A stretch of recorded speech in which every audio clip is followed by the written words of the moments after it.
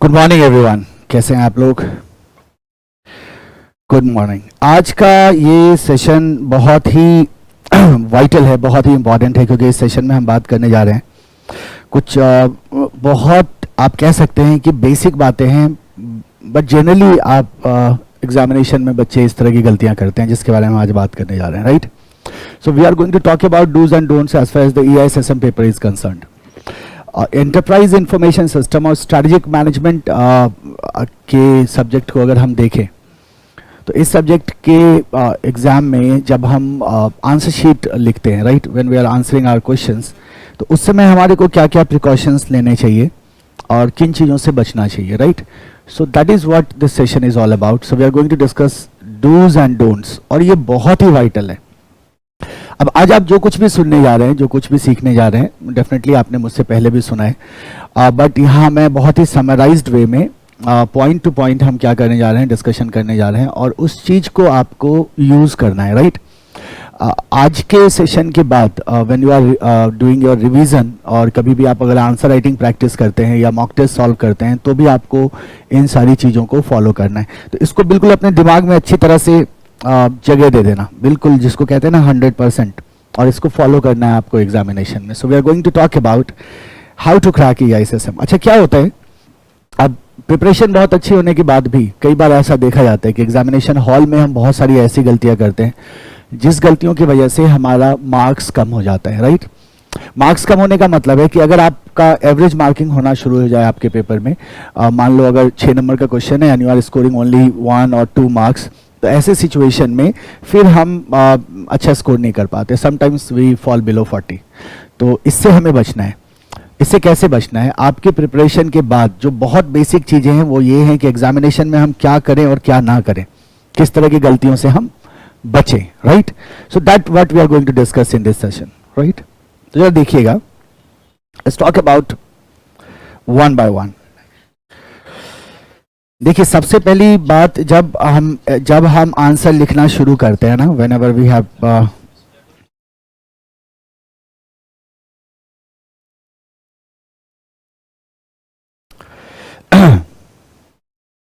ठीक है, audio video clear है ना? आप लोग मुझे सुन पा रहे होंगे, आई होप।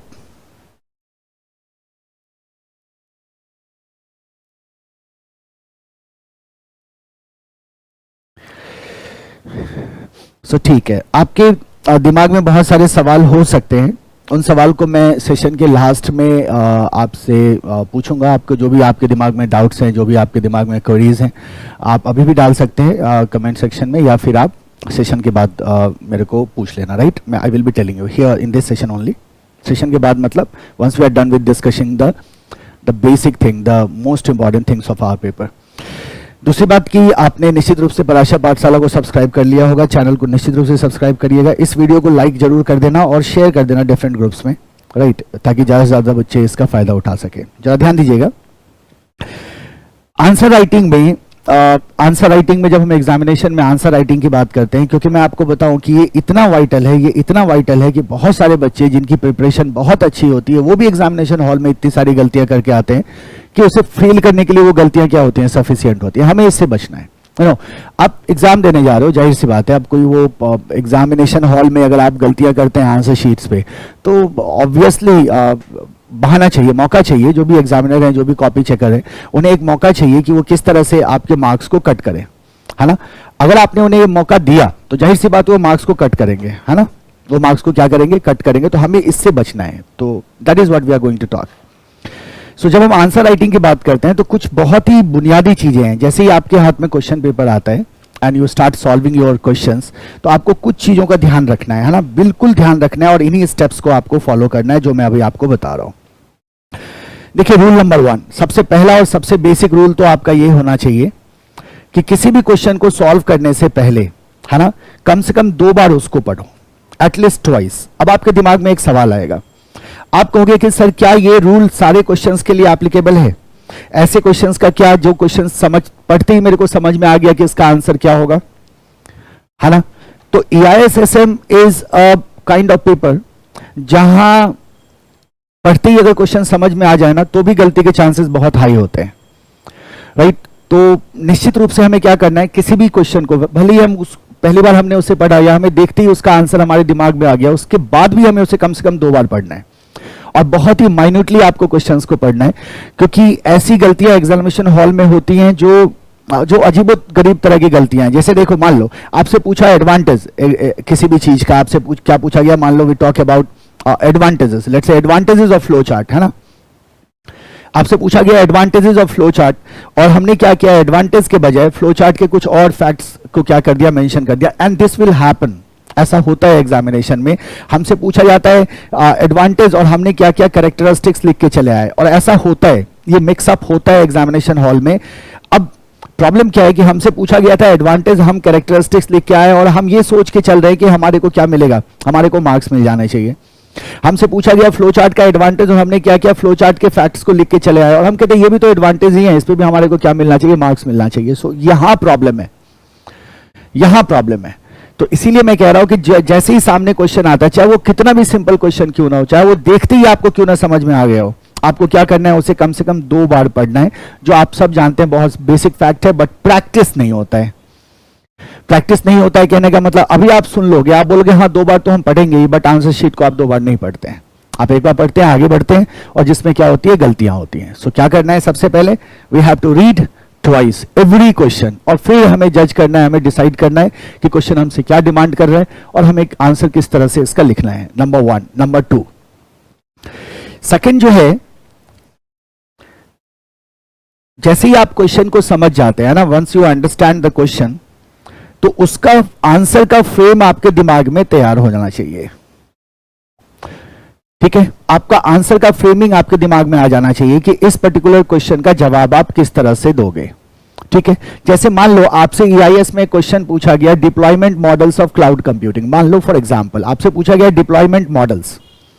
तो जैसे ही आपसे डिप्लॉयमेंट मॉडल्स पूछा गया, तो आप क्या करोगे, डिप्लॉयमेंट मॉडल्स, स्ट्रेट क्वेश्चन है, डिप्लॉयमेंट मॉडल्स के बारे में आपसे पूछा जा रहा है, you will be answering this. तो इसका फ्रेम आपके दिमाग में आ जाना चाहिए। 2-3-4 सेकंड का काम होता है, ज्यादा लंबे ऐसा नहीं कि बैठ के सोच रहे हैं, चिंतन कर रहे हैं फिलोसफर की तरह, उसकी भी हमारे को आवश्यकता नहीं होती।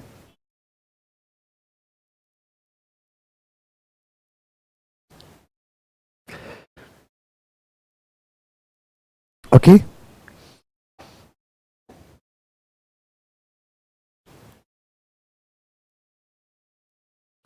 ऑडियो इज ओके ना?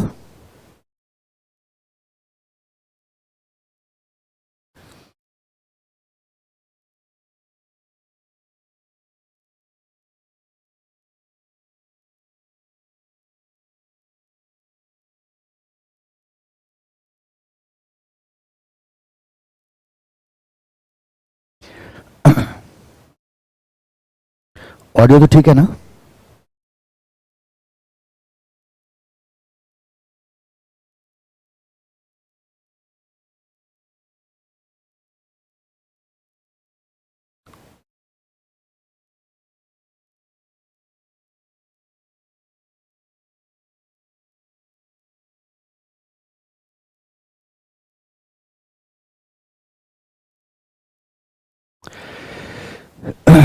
ऑडियो तो ठीक है ना? अगर ऑडियो में कोई इशू तो बताना। सो क्या करना है, आंसर को फ्रेम करना है। ठीक है, once you read the question, once you understand the question. अगर डिप्लॉयमेंट मॉडल पूछता है हमारे से, तो अगर डिप्लॉयमेंट मॉडल पूछता है तो इसमें सर्विसेज मॉडल तो हम लिख नहीं सकते, जाहिर सी बात है, हमें डिप्लॉयमेंट मॉडल्स लिखना होगा। तो हमारे दिमाग में एक आंसर का फ्रेम आ जाना चाहिए क्वेश्चन के अगेंस्ट, कि हम इसे किस तरह से आंसर कर सकते हैं। ठीक है, now say this, that should be ready in your mind and starting like you are making someone understand. ये बहुत इंपॉर्टेंट एस्पेक्ट है। अब जरा मेरी बात को समझो ध्यान से। जो आपके आंसर शीट को चेक करते हैं ना, आपको ये मान के नहीं चलता है कि वो एक्सपर्ट हैं और आपने किसी भी तरह से आंसर किया तो उन्हें समझ में आ जाएगा। Please don't do that. आप जब आंसर लिख रहे हैं ना, तो आप ये मान के चलो कि जो आपके आंसर को चेक करेगा ना, जो आपकी आंसर शीट को चेक करेगा, आप ये समझ के चलो कि वो कोई बच्चा है ना, 11th-12th का कोई बच्चा है, आप ऐसे मान के चलो। और आप ये मान के चलो कि उसे मालूम ही नहीं है इस टॉपिक के बारे में, मुझे उसे इस टॉपिक को समझाना है।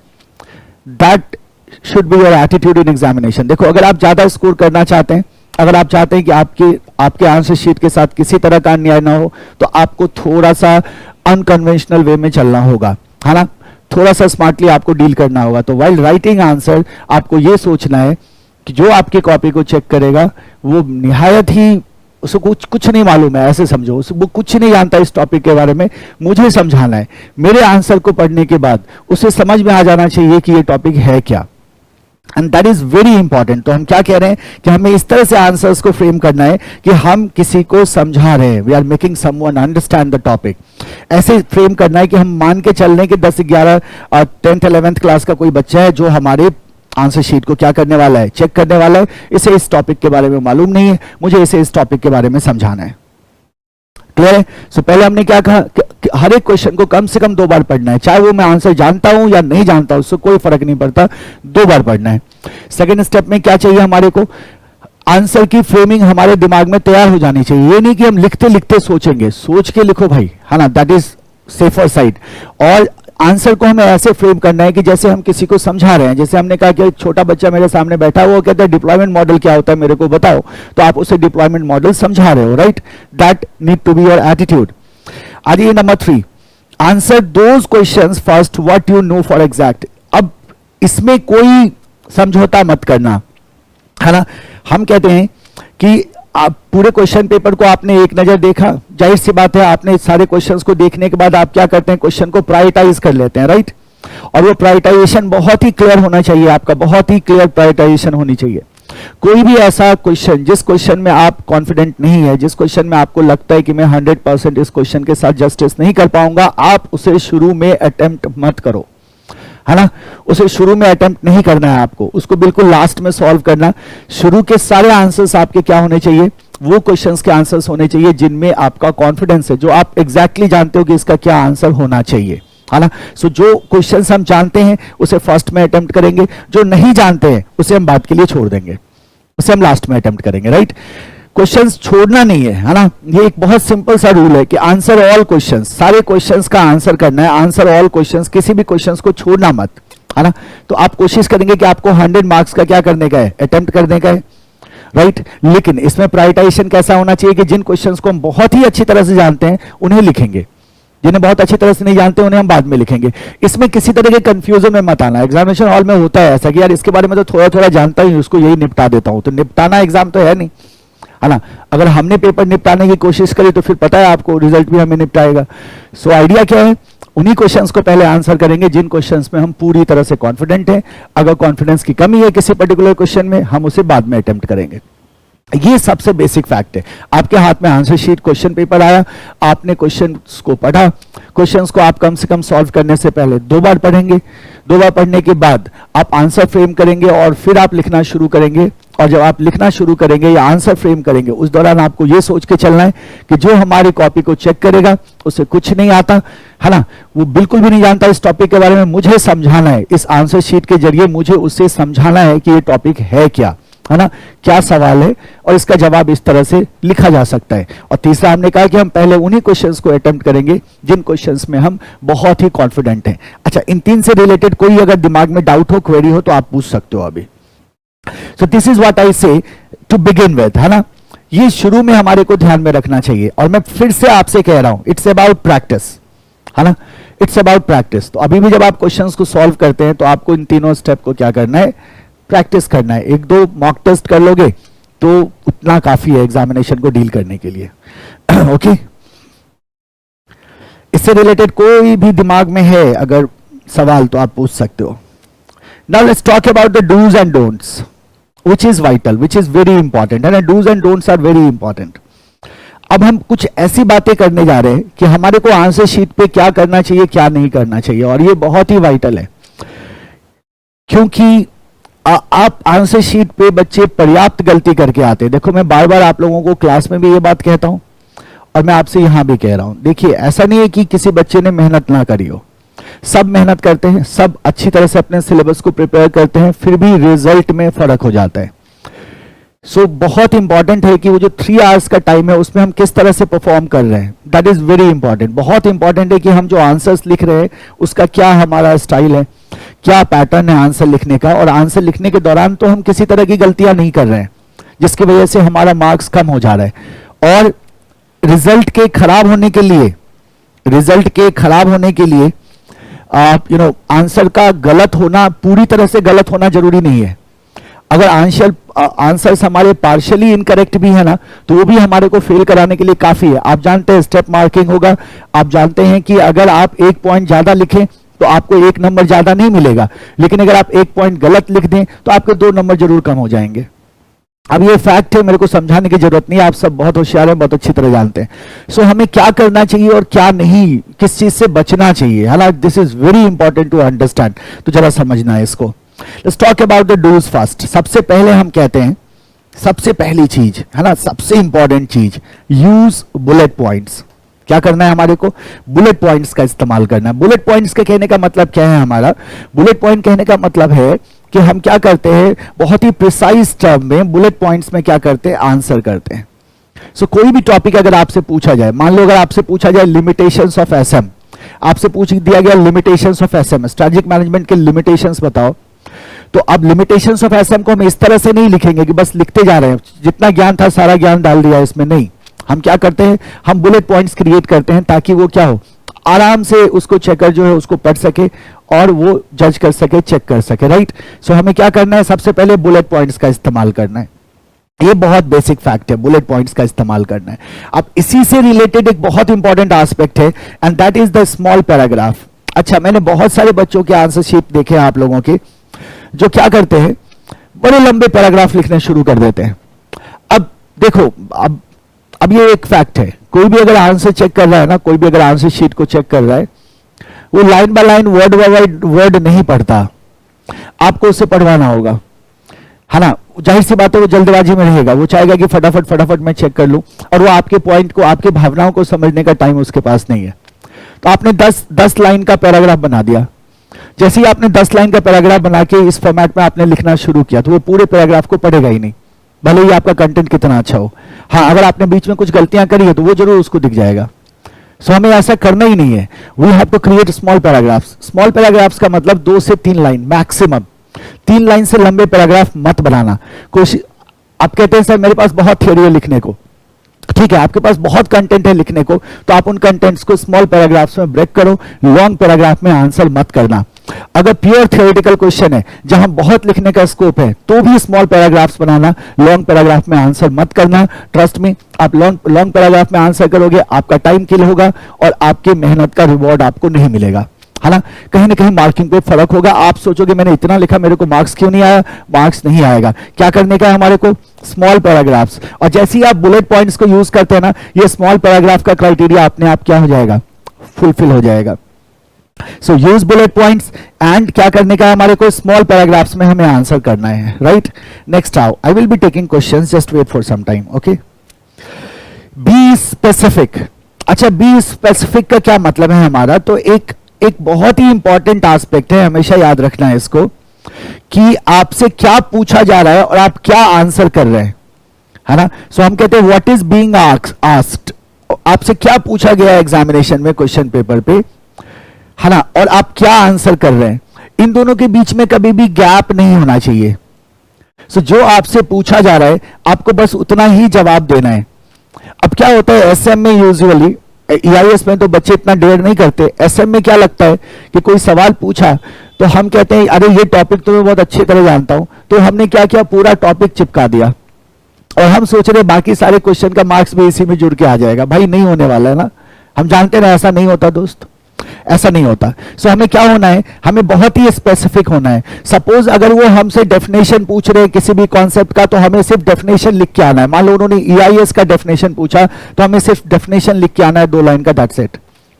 अगर वो हमसे कहते हैं मेंशन स्टेप्स, मान लो उन्होंने कहा कि आप क्या करो, स्टेप्स मेंशन करो बीपीए का, तो हमें क्या करना है, बीपीए के स्टेप्स को मेंशन कर देना है, दैट्स इट। हमें उसे एक्सप्लेन करने की जरूरत नहीं है।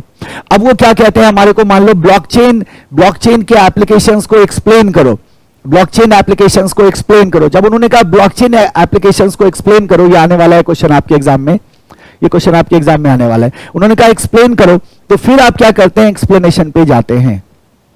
सो मेंशन करना, इलाबोरेट करना, एक्सप्लेन करना, डिफरेंशिएट करना, कंपेयर करना, ये आपको समझना होगा कि क्वेश्चन मांग क्या रहा है, और क्वेश्चन जिस तरह का है अकॉर्डिंगली आपके आंसर की फ्रेमिंग होनी चाहिए, है ना। ऐसा नहीं है कि क्वेश्चन आपसे कह रहा है ब्रीफ में लिखो, और आप कुछ और किए जा रहे हैं, क्वेश्चन आपको इलाबोरेट करने को कह रहा है, आप शॉर्ट आंसर्स बनाए जा रहे हैं। सो ये नहीं होना चाहिए। सो बी स्पेसिफिक, जितना पूछे उतने का ही जवाब देना है, जो पूछे उसी का जवाब देना है, दाएं बाएं कुछ नहीं लिखना है। अगर हमसे स्टेप्स मेंशन करने को बीपीए का कह रहा है तो हम बीपीए का डेफिनेशन नहीं लिखने जा रहे हैं। हमसे बोलेगा मेंशन स्टेप्स ऑफ बीपीए, हम बोलेंगे these are the steps of BPA, number 1, number 2, number 3। So we have to be very specific.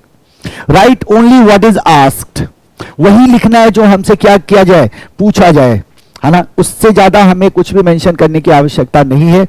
और ये समझना बहुत जरूरी है कि हमसे पूछा क्या जा रहा है, तो यहां किसी तरह की गलती नहीं होनी चाहिए, है ना। ये समझना बहुत जरूरी है कि हमसे पूछा क्या जा रहा है। सो जैसा मैंने अभी आपसे कहा कि हर एक टाइप ऑफ क्वेश्चंस होते हैं। जैसे हमने कहा कि हमें इलाबोरेट करने को कहता है, सो इलाबोरेशन पे जाना होगा आपको एक्सप्लेन करने को कहता है, आपको डिफरेंशिएट करने को कहता है। तो इन सब क्वेश्चंस के आंसर करते वक्त आपका तरीका क्या होगा, अलग होगा। आपको ब्रीफ में लिखने को कहा जा रहा है, आपको मेंशन करने को कहा जा रहा है, आपको लिस्ट करने को कहा जा रहा है। तो you will have to understand what kind of question is this. और जैसे ही आप काइंड ऑफ क्वेश्चन को समझ जाते हैं, सो आप इस बात को मेंशन कर पाते हैं कि भाई जो हमसे पूछेगा वो उसका जवाब हम क्लियर कट वे में क्या कर सके, मेंशन कर सके। टॉपिक्स में कंफ्यूजन हो सकते हैं। जैसे अभी मैंने आपको शुरू में कहा कि हमसे पूछा गया एडवांटेज, हम लिख के आ रहे हैं कैरेक्टरिस्टिक्स, हमसे पूछा गया पार्ट्स, हम लिख के आ रहे हैं प्रोसेस। ये होता है, ये गलतियां होती है हमसे। अच्छा, ऐसा नहीं है कि हमसे पूछा गया पार्ट्स, हम लिख के आए प्रोसेस, इसका मतलब हम पार्ट्स नहीं जानते थे। ऐसा नहीं, जरूरी नहीं है कि ऐसा ही सिचुएशन हो। ऐसा भी होता है कि मिक्स हो जाते हैं कॉन्सेप्ट्स, जिसके बाद आप गलतियां करते हैं आंसर शीट पे। तो 2 बार क्वेश्चन पढ़ने का जो बेसिक आइडिया मैंने आपको बताया शुरू में, वो सारी गलतियों को क्या कर पाएगा, को एलिमिनेट कर पाएगा। Right. So right only what is asked, और इसको आपको खास करके ध्यान रखना है, जो क्वेश्चन में पूछा जा रहा है उसी का सही जवाब हम दे पाए। यूज स्केचेस एंड डायग्राम, ये आपके मार्क्स को बढ़ाएगा, खास करके EIS में। अब डायग्राम बनाने से मत हिचकिचाना। आपके क्लास नोट्स में, आपके क्लासेस में मैंने बहुत सारे डायग्राम्स आपको बताए, और now you know how to sketch. Right. So जहां भी आपको मौका मिले, अगर if you have some small diagram to draw, निश्चित रूप से ड्रॉ करना। स्केचेस एंड डायग्राम क्या करते हैं, आपके आंसर्स को मोर कन्विंसिंग बनाते हैं, और यहां से आपके मार्क्स क्या होंगे, बढ़ेंगे। और जो इंपॉर्टेंट पॉइंट्स हैं आपके आंसर्स में, उसे क्या करना चाहिए, हमारे को हाईलाइट कर देना चाहिए, है ना। सो हाईलाइट करने से ये फायदा होता है, ये भी मार्किंग को बूस्ट करता है।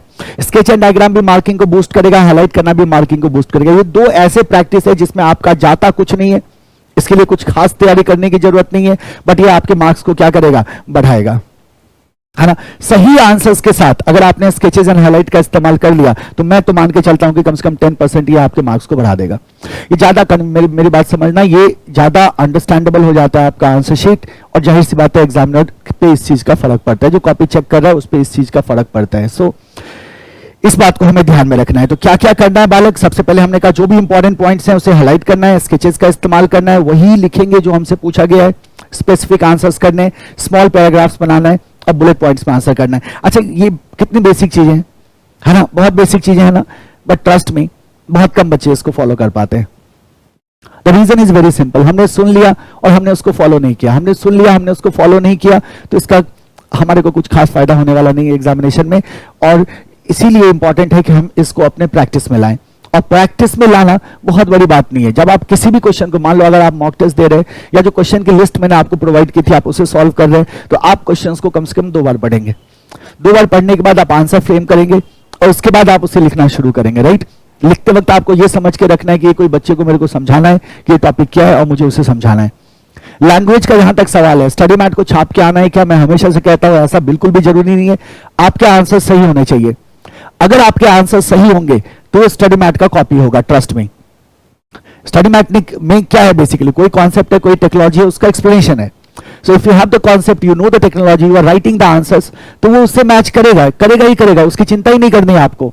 आपको सही लिख के आना है, जो कॉन्सेप्ट है वो एज इट इज लिख के आना है, उसमें किसी भी तरह का आपको अपनी तरफ से मिर्च मसाला लगाने की जरूरत नहीं है। So we have to be very specific.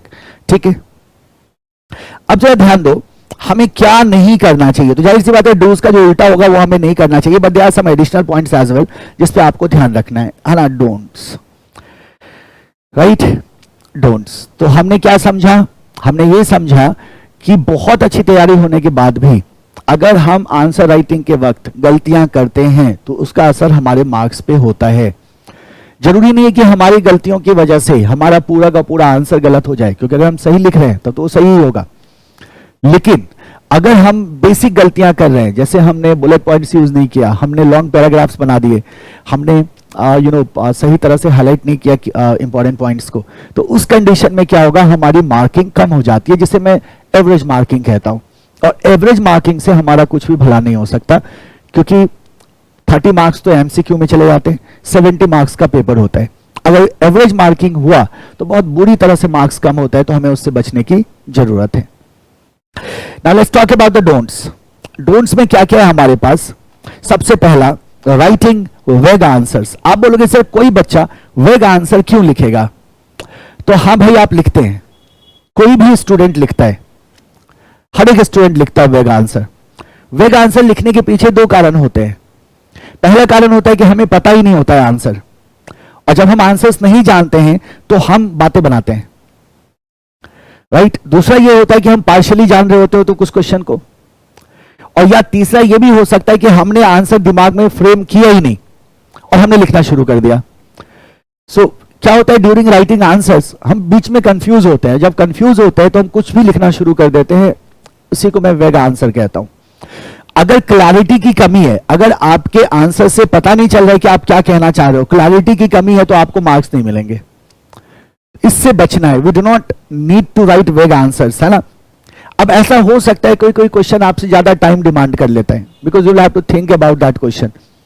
Trust में उतना टाइम आपके पास होता है और 3 घंटे में आप 100 मार्क्स के पेपर को आराम से सॉल्व कर सकते हो, उसी हिसाब से क्वेश्चन सेट होता है।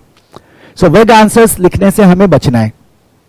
अब आप कहोगे सर जिन क्वेश्चंस को हम पार्शियली जानते हैं या जिन क्वेश्चंस को हम नहीं जानते हैं, उसका जब हम आंसर करने जाएंगे, क्योंकि आपने कहा कि 100 मार्क्स के क्वेश्चंस को अटेम्प्ट करना है, तो जब हम उसका आंसर करने जाएंगे तो क्या उस समय तो थोड़ी बहुत वेगनेस होगी, तो चलेगा, नॉट एन इश्यू। बट हाँ, ये ऐसा नहीं होना चाहिए कि डोमिनेट कर जाए आपके पेपर को। वेग आंसर का मतलब है क्लैरिटी है ही नहीं थॉट में, और हम लिखे जा रहे हैं, हमारा कंटेंट क्या है, हम कहीं से कुछ भी उठा के चिपका रहे हैं। इससे बचना है, और शुरू में तो बिल्कुल भी नहीं। लेंदी पैराग्राफ्स नहीं लिखना है, हम डिस्कशन कर चुके हैं। क्या रिमार्क है इंस्टीट्यूट का? इंस्टीट्यूट का रिमार्क है कि ईआईएस में जो सबसे बड़ा पंगा है वो ये है, ये आपके आईसीआई का कहना है। आईसीआई का कहना है कि ईआईएस में जो सबसे बड़ा पंगा है वो ये है कि बच्चों से क्या पूछा जा रहा है और वो क्या लिख रहे हैं, इसमें बहुत बड़ा डिस्पैरिटी है, गैप है। क्वेश्चन कुछ और डिमांड कर रहा है, आंसर कुछ और दिया जा रहा है। और जब क्वेश्चंस एंड आंसर्स में जाहिर सी बात है, अगर क्वेश्चन कुछ और डिमांड कर रहा है और आंसर्स कुछ और दिया जा रहा है, तो उस कंडीशन में मार्क्स तो मिलेंगे नहीं। मिलेंगे क्या? नहीं ना, मिलने भी नहीं चाहिए। सो हम क्या कहते हैं कि इसको हमें बहुत केयरफुली हैंडल करना है। जैसा मैंने आपको डोज में कहा था कि जैसे ही आप क्वेश्चंस को 2 बार पढ़ते हैं, आप क्वेश्चंस को समझते हैं, ये क्या करने को कह रहा है, ब्रीफ करने को कह रहा है, एक्सप्लेन करने को कह रहा है, इलैबोरेट करने को कह रहा है, पार्ट्स पूछ रहा है, प्रोसेस पूछ रहा है, एडवांटेज पूछ रहा है, डिसएडवांटेज पूछ रहा है, कैरेक्टरिस्टिक्स पूछ रहा है। Once you have the clarity, और फिर अगर आप रिकॉल करते हैं आंसर्स और सही तरीके से उसको लिखते हैं, तो इस गैप को क्या किया जा सकता है, कम किया जा सकता है। अब ये जो गैप है ना कि क्या पूछा जा रहा है और क्या आंसर लिखा जा रहा है, इसका सबसे बड़ा कारण ये हो सकता है कि लैक ऑफ कॉन्सेप्ट, है ना, कि हमें मालूम ही नहीं है उस कॉन्सेप्ट के बारे में। तो एक रीजन तो ये होता है सबसे बड़ा, है ना। दूसरा रीजन ये हो सकता है कि कंटेंट नहीं है हमारे पास, है ना, इश्यू ऑफ कंटेंट। आप लोगों को इन दोनों की प्रॉब्लम तो होनी नहीं चाहिए। और तीसरा ये हो सकता है जिसे मैं कहता हूं जल्दबाजी। क्वेश्चन पढ़ा, इजी लगा, हमने खुश हो गए और हमने लिखना शुरू कर दिया। लिखने के दौरान हमें इस बात का ख्याल ही नहीं रहा कि क्वेश्चन डिमांड कुछ और कर रहा था, हम लिख कुछ और रहे। उस कंडीशन में हमारी मार्किंग नहीं होगी। तो इसे हमें खास करके ध्यान में रखना है कि क्या पूछा जा रहा है और हमें क्या लिखना है। 1 अक्टूबर से जो आपका रिविजनरी सेशन हो रहा है, उस रिविजनरी सेशन में मैं इस पे खास करके ध्यान दूंगा जब हम ईआईएस की बात करेंगे। And I will be showing a lot of sample question and answers, questions not the answers I will be discussing, जहां हम इसकी बात करेंगे कि क्वेश्चन क्या डिमांड करता है और इसका आंसर किस तरह से लिखा जाना चाहिए, राइट। इस पॉइंट को हमें सबसे ज्यादा कंसीडर करना है, point number 3। Number 4, excessive content. ये होता है और ये ज्यादा प्रॉब्लम होती है एसएम में। जब हम किसी टॉपिक के बारे में जानते हैं बहुत ज्यादा, तो हम सोचते हैं कि लिख देते हैं, बहुत कुछ लिख देते हैं, फुल मार्क्स आ जाएगा। फुल मार्क्स आने के लिए आपको बहुत कुछ लिखना जरूरी नहीं है। याद रखना, अगर 6 मार्क्स का क्वेश्चन है, 4 मार्क्स का क्वेश्चन है, और आप 6/6 स्कोर करना चाह रहे हैं या 4/4 स्कोर करना चाह रहे हैं, तो ये जो स्कोरिंग है ना, ये आपको कंटेंट के वॉल्यूम से नहीं मिलने वाला। ये आपको तब मिलेगा when you are very specific to the question. जो पूछा गया उसका सही जवाब आप दे दो, आपको फुल मार्क्स मिल जाएंगे। तो हो सकता है अगर वो क्वेश्चन की कैपेसिटी 4 लाइन में ही आंसर करने की है, तो 4 बुलेट पॉइंट बनाया आपने, 4 लाइन में आंसर किया और आपको फुल मार्क्स मिल गए, ये भी पॉसिबल है। लेकिन एक्सेसिव कंटेंट आपको कभी भी फुल मार्क्स नहीं दिला सकता। तो अगर 2 नंबर का क्वेश्चन है तो आपको यह समझ होनी चाहिए कि 2 नंबर के क्वेश्चंस को हमें कम से कम शब्दों में लिखना है। 1 नंबर का क्वेश्चन है तो इसको आप 1 पेज में आंसर नहीं कर सकते, जरूरत नहीं है उसकी, क्योंकि अगर आप जानते हैं इसके बारे में बहुत कुछ, तो आपने क्या किया, मान लो 1 नंबर में आपसे पूछ दिया डेटाबेस का डेफिनेशन बताओ। अब डेटाबेस का डेफिनेशन पूछ रहा है तो आप कहते हैं भाई बेसिकली ऑर्गेनाइज्ड कलेक्शन है data from similar context, 1 line में, दैट्स इट, फुल स्टॉप। अब ये नहीं कि हम डेटाबेस के बारे में बहुत कुछ जानते तो हमने लिखना शुरू कर दिया इस उम्मीद में कि हमें बहुत ज्यादा मार्क्स मिलेंगे, तो 1 ही नंबर का क्वेश्चन है ना वो। और ये गलतियां एग्जामिनेशन में बहुत होती है। तो एक्सेसिव कंटेंट से हमें क्या करना है, बचना है। ज्यादा आप किसी एक क्वेश्चन में टाइम दोगे, आपके क्वेश्चन छूटेंगे और आप परफॉर्म नहीं कर पाओगे अच्छा एग्जामिनेशन में। Number 5, right headings with wrong explanation. अच्छा, ये बड़ा कॉमन प्रॉब्लम है। अब एक बहुत अच्छा ट्रेंड है, एक बहुत अच्छा ट्रिक है जो जनरली बच्चों को समझाया जाता है कि हेडिंग्स रट लो, हेडिंग सही है तो मार्क्स आ जाएंगे। और ये बहुत बड़े वाला मिथ है, बहुत बड़े वाला, है ना। ये एक ऐसा बवाल है ना कि जो बवाल जो क्रिएट करते हैं ना, मेरे को आज तक समझ में नहीं आया कि वो ये बवाल क्यों क्रिएट करते हैं। हेडिंग्स रट के और हम सही हेडिंग्स एग्जामिनेशन में फिल्टर करके लिख पाए और डिस्क्रिप्शन सही ना हो और फिर ये गारंटी कि हमें मार्क्स मिल जाए, ये नहीं हो सकता। बहुत बार हम ऐसी गलतियां करते हैं कि हमने हेडिंग्स रट लिया, उस हेडिंग का क्या मतलब है ये हमारे को मालूम नहीं। एग्जाम में क्वेश्चन आया, हमने हेडिंग तो सही रखा, उसके अंदर के एक्सप्लेनेशन को जनरलाइज्ड वे में हमने अपना लिख के चले आए, अब मार्क्स नहीं आया, हम परेशान हो जाते हैं। हमारे हेडिंग्स तो सही है बट भाई डिस्क्रिप्शन भी तो देखो, आपका डिस्क्रिप्शन क्या है, गलत है, और गलत डिस्क्रिप्शन पे आपको कभी भी मार्क्स नहीं मिल सकता। ये बहुत वाइटल प्रॉब्लम है, बहुत वाइटल प्रॉब्लम है कि सही हेडिंग्स के साथ हम क्या करते हैं, नेमोनिक्स बनाया, नेमोनिक्स बना के हेडिंग्स को रट लिया, लेकिन अब उस हेडिंग्स को एक्सप्लेन करते वक्त हम बहुत ही जनरल लैंग्वेज में एक्सप्लेन करते हैं। अच्छा, उन बच्चों के लिए ये ठीक है जो हेडिंग्स को रट लेते हैं और साथ ही साथ डिस्क्रिप्शन को भी रट लेते हैं, बट उनकी संख्या कितनी है। तो हमें इससे बचना है। Writing headings with wrong explanation, इसका कोई फायदा नहीं होगा। इसीलिए वाइल प्रिपरेशन, अभी जब आप रिवीजन कर रहे हैं तो आपको हर एक हेडिंग का जो एक्चुअल मीनिंग है, जो उसका कॉन्सेप्ट है, वो आपके दिमाग में रहना चाहिए। जरूरी नहीं है कि आप थ्योरी रटो, है ना, लेकिन वो आपके समझ में होनी चाहिए। याद रखना, ये this is something which is application जो होता है किसी भी टेक्नोलॉजी का या किसी भी कॉन्सेप्ट का, अगर आपको उसकी समझ है तो आप डिस्क्रिप्शन उसका लिख सकते हैं एग्जामिनेशन में। थोड़ी बहुत चीजें आपको मेमोराइज करनी होती है, जैसे स्टेप्स है, कंपोनेंट है, डेफिनेशन है ना, प्रोसेसेस वगैरह हैं, ये सब चीजें हैं जरूर जहां आपको थोड़ा सा क्या करना होगा, चीजों को मेमोराइज करना होगा। बट अदरवाइज हेडिंग्स और डिस्क्रिप्शन दोनों सही होने चाहिए, राइट। सो ये बहुत ही इंपॉर्टेंट है कि आप सही एक्सप्लेनेशन लिखो, है ना, एंड डोंट लूज फेथ। अब 2-3 फैक्टर्स बहुत ज्यादा काम करता है। पहला फैक्टर कि नेगेटिव फीडबैक बहुत ज्यादा मिलता है इस पेपर को लेके, बहुत तरह के थॉट्स बोले जाते हैं, लोग अपने अपने पर्सनल ओपिनियंस होते हैं लोगों के, हमें उससे बचना है, right. Have faith in yourself. अगर आपने सोचना शुरू कर दिया कि हाँ मैं ये IISSM में अच्छा स्कोर कर सकता हूँ, अभी भी बहुत देर नहीं हुई है, राइट। और अगर आपने अपने आप पे भरोसा रखा, अपने कॉन्फिडेंस को हाई रखा, राइट, सिर्फ कॉन्फिडेंस को हाई रखने का मतलब है विद स्टडी ऑब्वियसली, सो निश्चित रूप से इस पेपर में आप बहुत ही अच्छा स्कोर कर सकते हैं। It's all about your own belief. Generally क्या होता है, बहुत सारे बच्चे ऐसे होते हैं जो पहले ही सोच लेते हैं कि यार EISSM में तो बस पास कर जाऊं, और ये सबसे बड़ी प्रॉब्लम है। यही सबसे बड़ी प्रॉब्लम है कि जैसे हम पासिंग एटीट्यूड में आते हैं, हमारा टारगेट 40 to 45 या 40 to 50 का हो जाता है, और जैसे आपने 40 to 50 का टारगेट किया और आप सोचते हैं कि मैं दूसरे पेपर से एग्रीगेट पूरा कर दूंगा, ये हमारा पहला स्टेप होता है टुवर्ड्स फेलियर। अगर हमने 50 का टारगेट किया तो अकॉर्डिंगली आपका एटीट्यूड होगा पढ़ते वक्त, है ना। आप सिलेक्शंस करना शुरू कर देते हैं, आप चैप्टर छोड़ना शुरू कर देते हैं, जिसका परिणाम ये होता है कि एग्जामिनेशन में जब हम आंसर लिख के आते हैं तो मार्क्स हमारे 37, 38, 39 चले आते हैं। तो ये गलती बिल्कुल भी नहीं करना। Have faith in yourself that you can score very high in IISSM। और ये बहुत ही रेलेवेंट पेपर है आपके लिए, आप बहुत अच्छी तरह से इसमें स्कोर कर सकते हैं। तो सबसे इंपॉर्टेंट है खुद पे भरोसा और दोनों पेपर को थॉरली तैयार करना। दोनों पेपर के आप मल्टीपल, आपको MCQ प्रैक्टिस की जरूरत नहीं होती है बहुत ज्यादा। एक बात और मैं कह दूं, ऐसा नहीं कि आप MCQ सॉल्व किए जा रहे हैं 2000 3000 4000, जरूरी नहीं है। कुछ सैंपल MCQs को आपने सॉल्व किया, बाकी याद रखना कि MCQ कॉन्सेप्ट बेस्ड आते हैं, नॉलेज बेस्ड MCQs आते हैं। तो अगर आपका सिलेबस तैयार है तो MCQs को आप इजीली हैंडल कर लोगे। बहुत कॉम्प्लिकेटेड क्वेश्चंस MCQs के नहीं आते, आप उसको आसानी से मैनेज कर सकते हैं। फंडामेंटल स्टडी जो है ना वो बहुत ही वाइटल है EISSM में। इसका रीजन है क्योंकि EISSM जो है वो EIS is a technology paper and SM is strategic management, it's not business studies. तो थोड़ा टेक्निकल है दोनों, तो दोनों में फंडामेंटल स्टडी आपको चाहिए होता है जो निश्चित रूप से आपने किया है। रिवीजन के दौरान भी कोई शॉर्टकट मत लेना, राइट, और थॉरली आप अपने सिलेबस को रिवाइज करिएगा। So at least 2 revision is mandatory. मेरे ख्याल से 1 रिवीजन आपका हो गया होगा या चल रहा होगा, राइट। तो रिवीजन आपको निश्चित रूप से करना है एग्जामिनेशन से पहले। 1 अक्टूबर से जो आपका सेशन स्टार्ट होगा 12 बजे दिन से हम शुरू करेंगे। 5 से 6 घंटे का सेशन हमारा रोज चलेगा। 4 to 5 डेज में हम पूरे सिलेबस को कंप्लीट करेंगे, EIS और SM दोनों।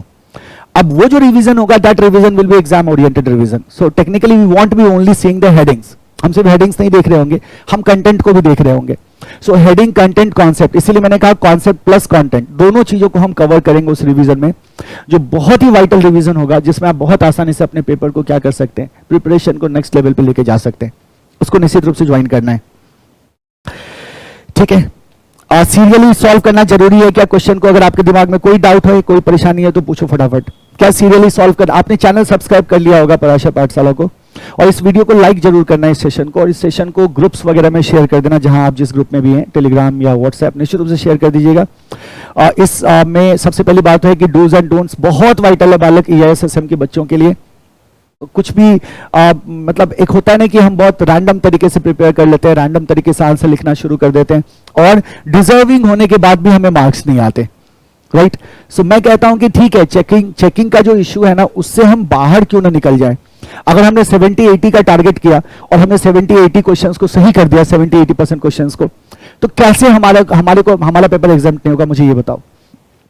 अगर हम बेनिफिट ऑफ डाउट रहने ही नहीं देते, अगर हम कुछ भी गलतियां नहीं करते अपने आंसर शीट में, कम लिखेंगे, गलत नहीं लिखेंगे शुरू के आंसर्स में, हमने क्या कहा कि हमने क्वेश्चन को पढ़ा, हमने प्रायोरिटाइज कर दिया कि हमारे को क्या क्या किन किन क्वेश्चंस को शुरू में आंसर करना है।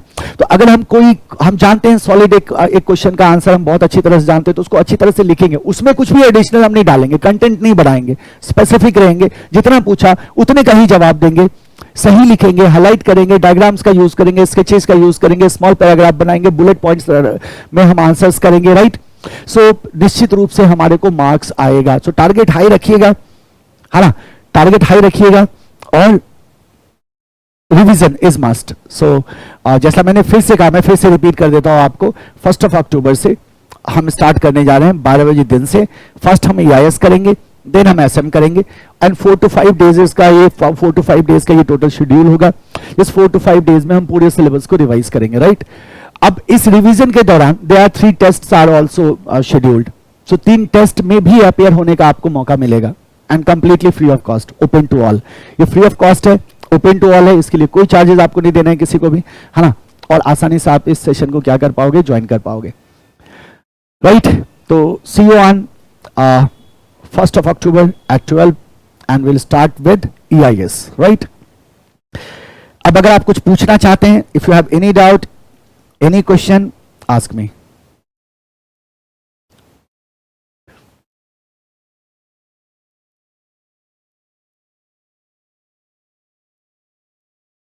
कोई डाउट है, कोई क्वेश्चन है तो पूछो फटाफट।